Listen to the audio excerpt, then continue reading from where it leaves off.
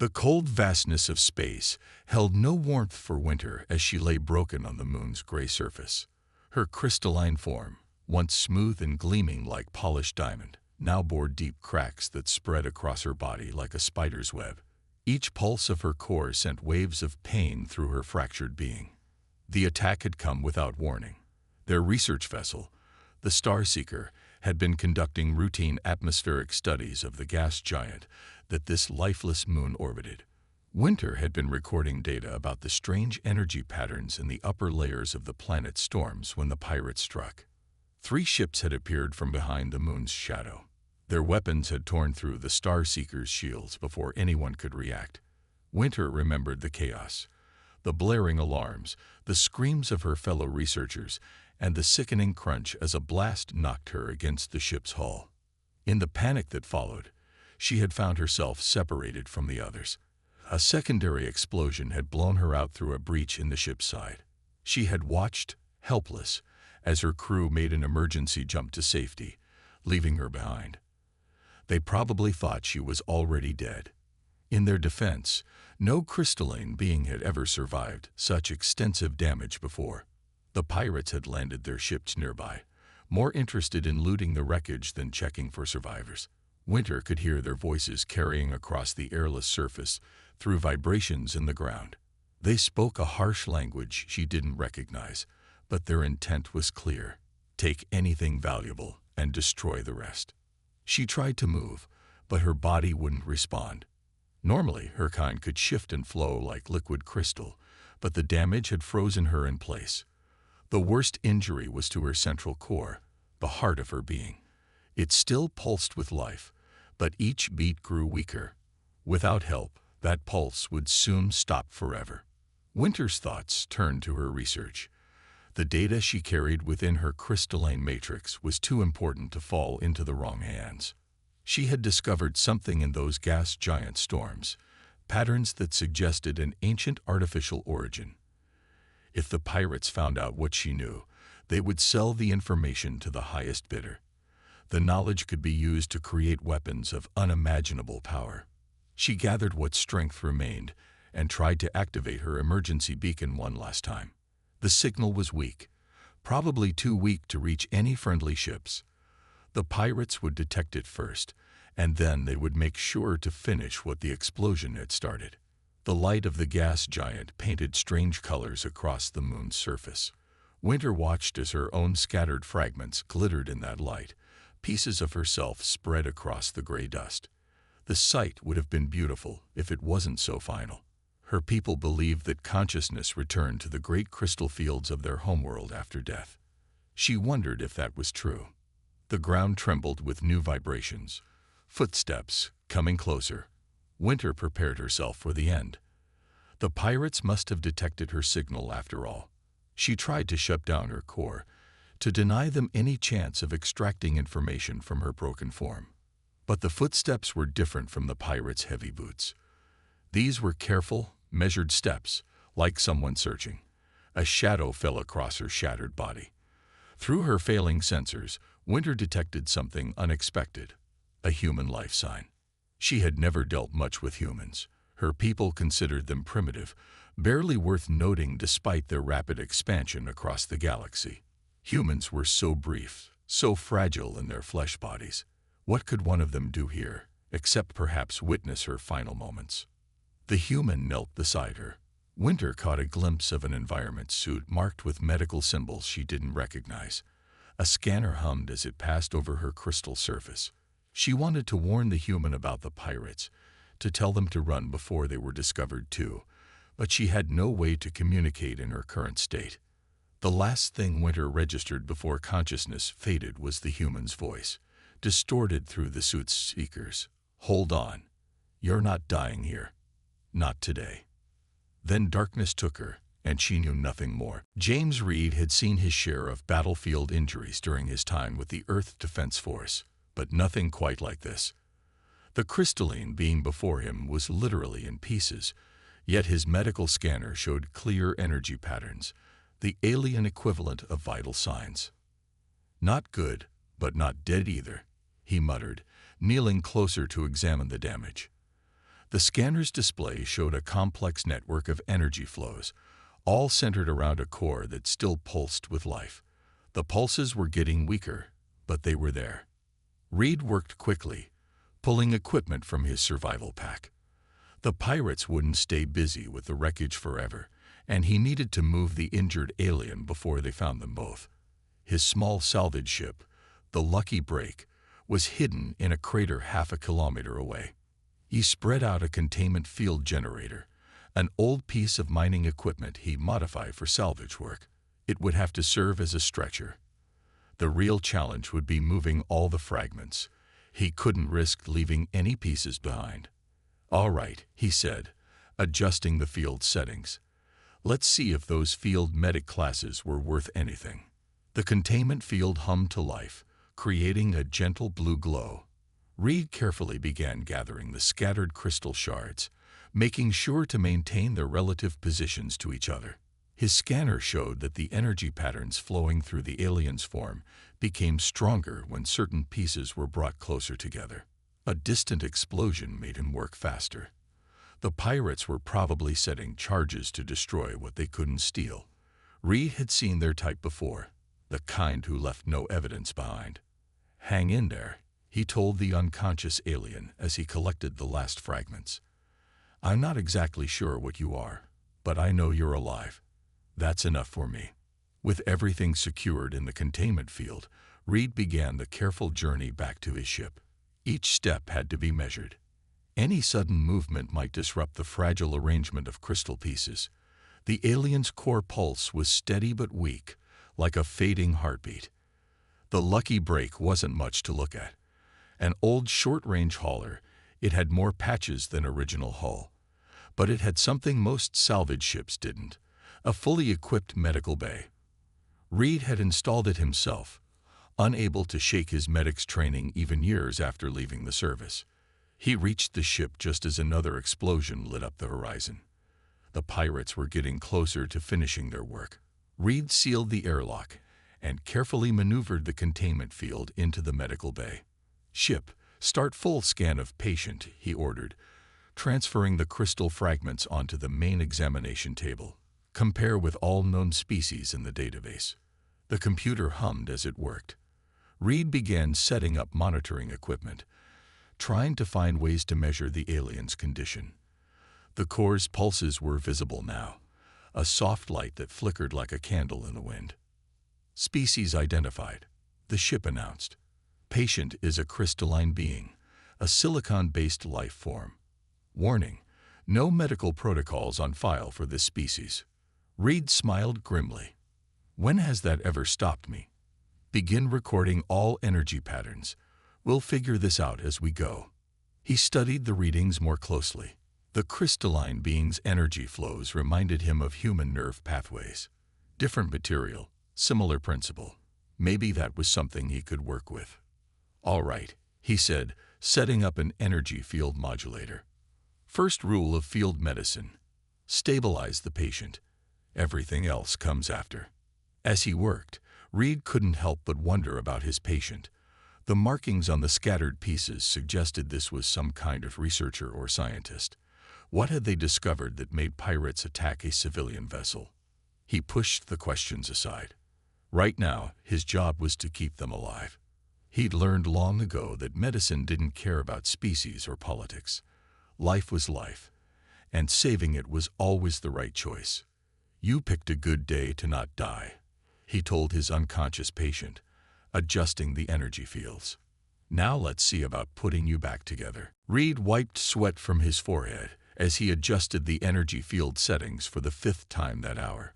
3 days had passed since he'd rescued the crystalline being, and keeping them alive was proving to be the greatest medical challenge of his career. "Come on," he muttered, watching the core's pulse patterns on his monitor. "Work with me here." The medical bay had been transformed into something between a laboratory and a crystal garden. Energy field projectors surrounded the examination table, each one tuned to a different frequency. Reed had discovered that certain frequencies seemed to strengthen the alien's life signs, while others made them weaker. His first breakthrough had come when he noticed that the crystal fragments responded to sound waves. When he played certain tones, the pieces would vibrate slightly, and the energy flows would grow stronger. It wasn't much, but it was a start. "Ship, increase resonance frequency by 0.02, he ordered. The humming in the room changed pitch slightly, and the core's light pulsed a bit brighter. Reed had been working almost non-stop, catching sleep in short naps between adjustments. He'd moved the lucky break 3 times to avoid detection, hiding in the shadows of different craters. The pirates were still out there somewhere, searching the debris field. The biggest problem was the core damage. Reed could see hairline cracks spreading through it, threatening to shatter the one part that had to stay intact. He'd tried various ways to stabilize it. Energy fields, sound waves, even carefully applied heat, but nothing seemed to be enough. "If you were human," he said to his patient, "I'd know what to do. Broken bones, torn flesh, those I understand. But how do you heal living crystal?" He was running out of ideas. The medical supplies he had weren't designed for this kind of life form. The ship's database had basic information about crystalline beings, but nothing about treating injuries. According to the records, no one had ever successfully healed one this badly damaged. Reed checked his readings again and noticed something interesting. When he adjusted the temperature and energy fields to match the conditions found deep underground on the crystalline being's homeworld, the energy flows grew stronger. "Of course," he said, suddenly understanding. "You don't heal, you grow. Like crystal formation in a cave." Working quickly, Reed modified his equipment to create a new environment around the examination table. He adjusted the temperature, pressure, and energy fields to mimic the conditions where crystal naturally formed. Then he added a mix of mineral solutions to the air, the same elements found in the alien's body structure. "This is either going to help a lot, or..." He didn't finish the thought. Instead, he activated the new system and watched. At first, nothing seemed to happen. The core continued its weak pulsing, and the fragments lay still in their carefully arranged pattern. But then, almost too slowly to see, something changed. Tiny crystal structures began to form along the broken edges of the fragments. The new growth was weak and thin, but it was there. "Ship, record everything," Reed ordered, not taking his eyes off the process.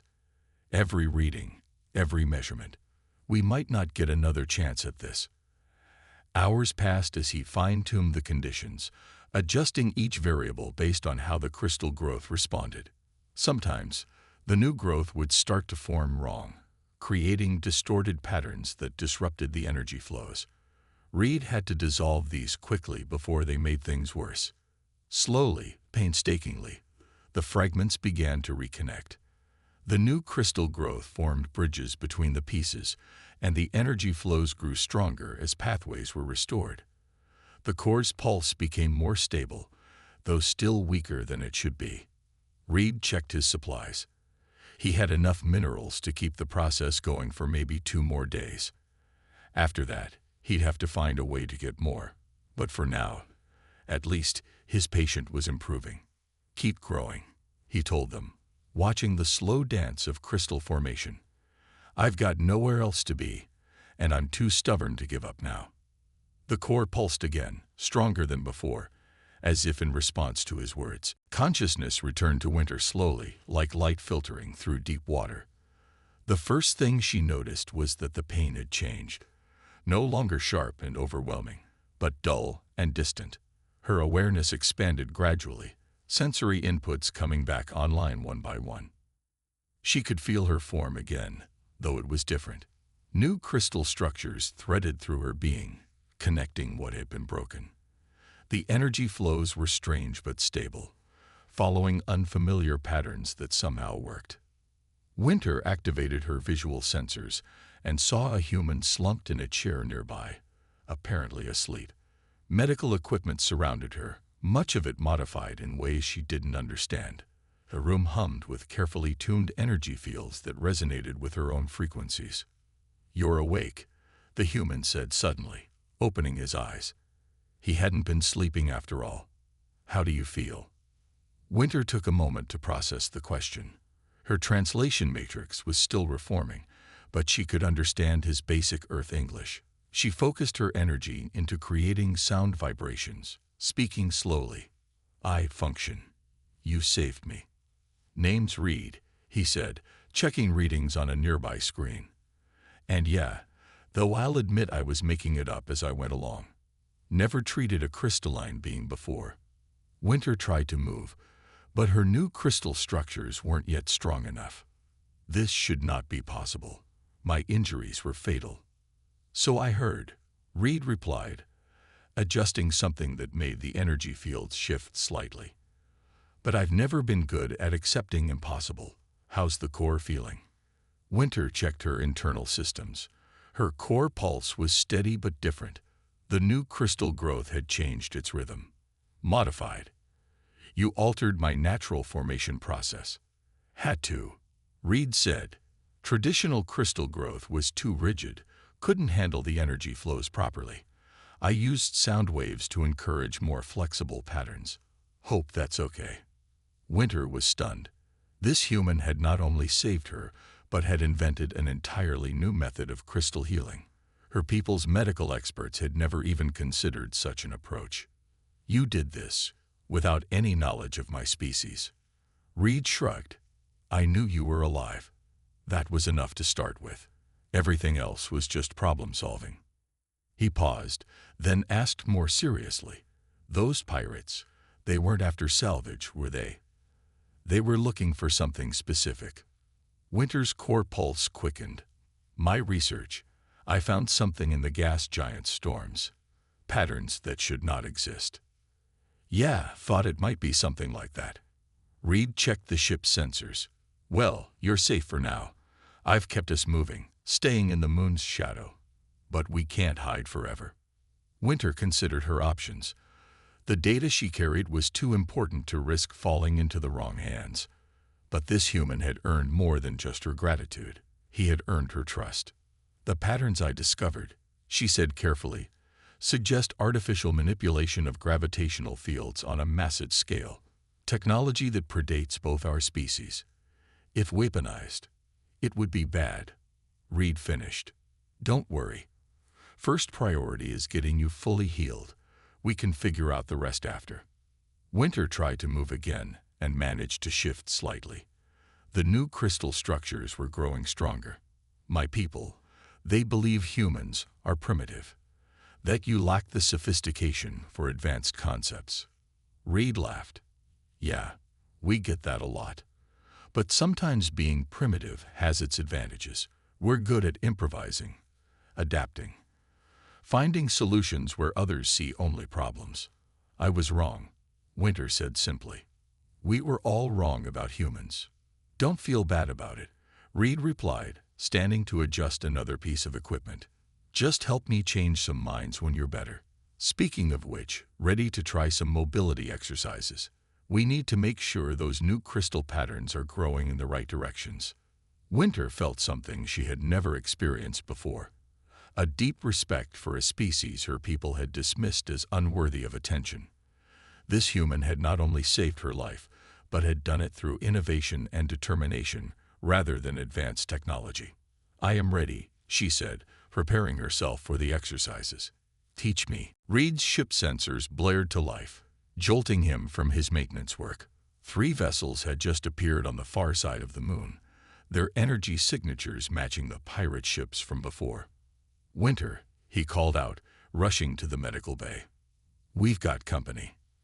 The crystalline being was already alert, her newly reformed sensors having detected the threat. 2 weeks of healing had restored much of her function, though she was still far from full strength. "They are using a resonance scanner," she said, her crystal form pulsing with concern. "They can detect my core signature." Reed quickly began powering down non-essential systems. "Can you suppress your energy output?" "Not enough. The new crystal patterns you created, they reflect energy differently. More brightly." A blast rocked the ship before Reed could respond. The pirates had found them faster than expected. The lucky break shuddered as Reed threw it into motion, diving deeper into the moon's crater field. "Hold on," he warned, pushing the engines past their safety limits. This might get rough. Another blast clipped their stern shields. Reed's salvage ship wasn't built for combat, but he hadn't survived the defense force without learning a few tricks. He cut power to the engines and let momentum carry them into a narrow ravine, using the moon's natural features as cover. "They're deploying boarding pods," Winter reported, her sensors providing better data than the ship's systems. 2 from each vessel. Reed smiled grimly. "Good. Let them come. I've got a few surprises ready." Over the past 2 weeks, while helping Winter heal, he had also been preparing for this possibility. The Lucky Break's corridors were now rigged with makeshift traps and barriers. Not enough to stop the pirates completely, but enough to slow them down. "You have a plan?" Winter asked. "Working on it." Reed activated the ship's maintenance drones, sending them to key positions. "Those pirates, they're using advanced tech, right? Probably relying on their sensors and targeting systems." "Yes, their equipment is highly sophisticated." Reed's smile widened. "Perfect. Because sometimes sophisticated equipment has trouble with primitive solutions." He opened a storage compartment and pulled out what looked like old mining charges. "These are filled with metallic dust and electromagnetic pulse generators. Won't do much damage, but they'll play hell with their fancy sensors." The first boarding pod latched onto their hull with a dull thud. Reed could hear the cutting tools beginning to work through the outer plating. "Winter, I need you to do something," he said, quickly explaining his idea.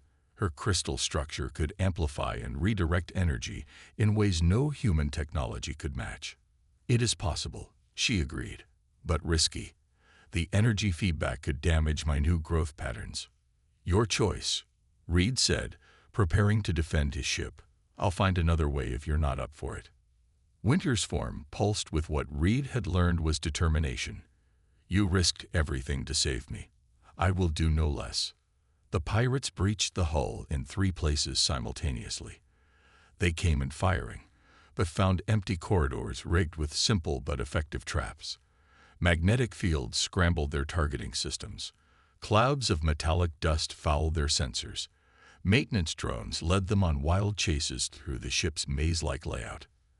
And at the heart of it all, in the medical bay, Winter gathered energy from the ship's systems, channeling it through her crystal matrix. The new growth patterns Reed had created turned out to be perfect for what they needed. They could handle far more energy than traditional crystal structures. When the pirates finally fought their way to the medical bay, they found Reed waiting with a simple metal shield and a smile. "Now," he said. Winter released the stored energy in a massive pulse, amplified and focused by her crystal structure. The wave of energy fried every piece of advanced technology in its path, leaving the pirates with nothing but dead equipment and stunned expressions. Reed stepped forward, armed with nothing but determination and a wrench. "So," he said to the suddenly vulnerable pirates, "let's talk about why you're so interested in my friend here." The pirates looked at each other, then at their useless weapons, then back at the human who had just outmaneuvered their superior technology with little more than scrap and creativity. They raised their hands in surrender. After disarming the pirates, Reed and Winter discovered something far more troubling than simple theft. The lead pirate, under questioning, revealed they were hired by members of Winter's own government, high-ranking officials who wanted her research suppressed.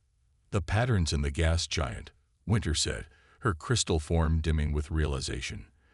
"They proved that someone was manipulating gravity fields thousands of years ago. This knowledge could change everything." Reed finished, securing the last of the pirates in the cargo hold. "Your people aren't ready for that, are they?" Winter projected data streams into the air, showing complex equations and energy patterns. "Our entire civilization is built on the belief that we were the first advanced species in this sector. These findings suggest otherwise." Reed watched the dancing patterns of light, remembering something from his military days. "You know, humans have been through this before. Finding out we weren't as special as we thought. It shook things up, but we adapted." "My people are not so flexible," Winter replied. The Council of Elders maintains power through their claim of superior knowledge. This discovery threatens their authority. A message alert flashed on the ship's comm system. More vessels were approaching, larger ones, bearing the official markings of Winter's government. They're not even trying to hide it now, Reed observed, checking the sensors. 3 warships, probably loaded with troops. We can't outrun those. Winter's form pulsed with determination. No, but we can outsmart them. Your primitive solutions proved quite effective against advanced technology. Reed grinned. I like how you think, but we'll need more than tricks this time. We need evidence, and we need to get it to people who'll listen. Working together, they began formulating a plan. Winter's knowledge of her people's protocols combined with Reed's unconventional tactical thinking created something neither could have devised alone. The warships will have quantum communicators, Winter explained. If we can access one, we can broadcast the evidence to every major scientific institution simultaneously. They won't be able to suppress it. Getting aboard won't be easy, Reed said, already modifying equipment. But those ships are designed to defend against advanced attacks.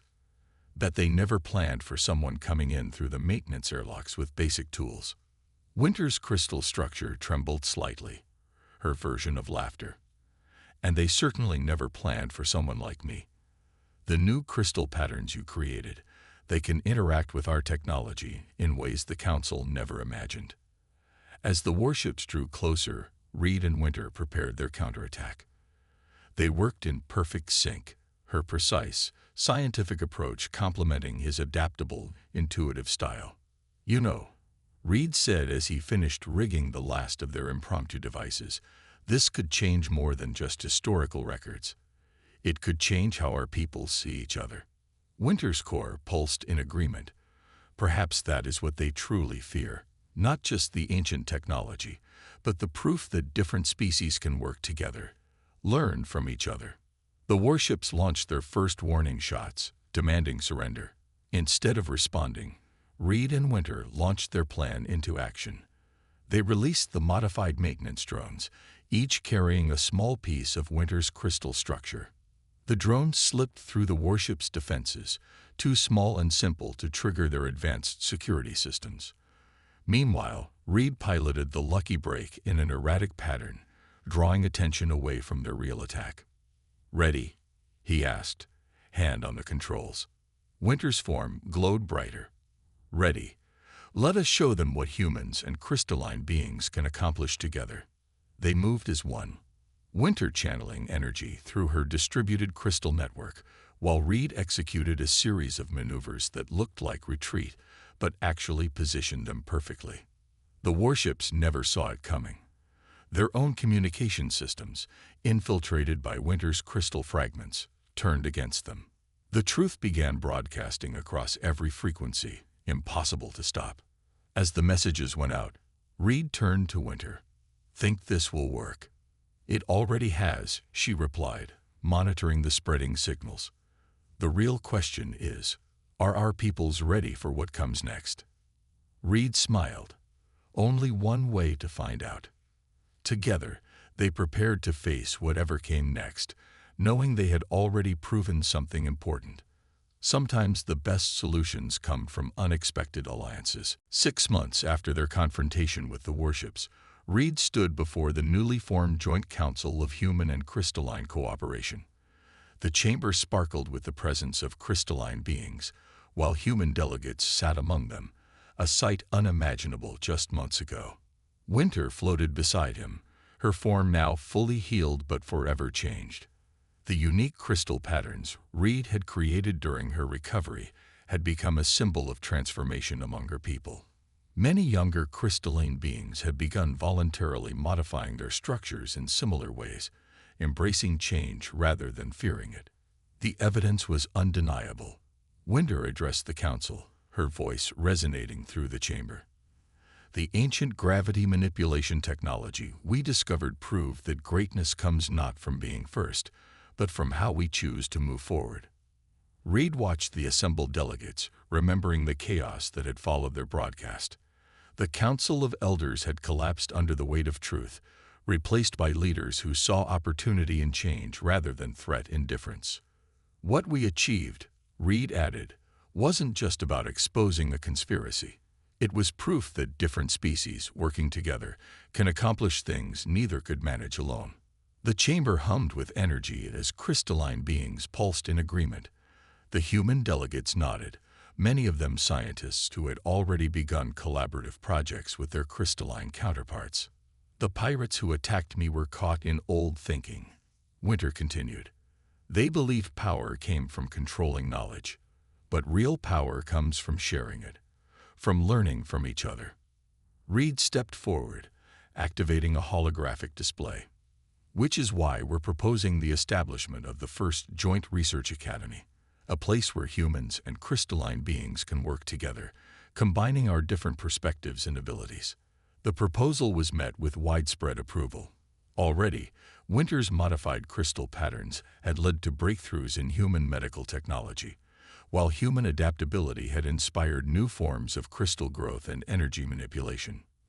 But the Academy is just the beginning, Winter said.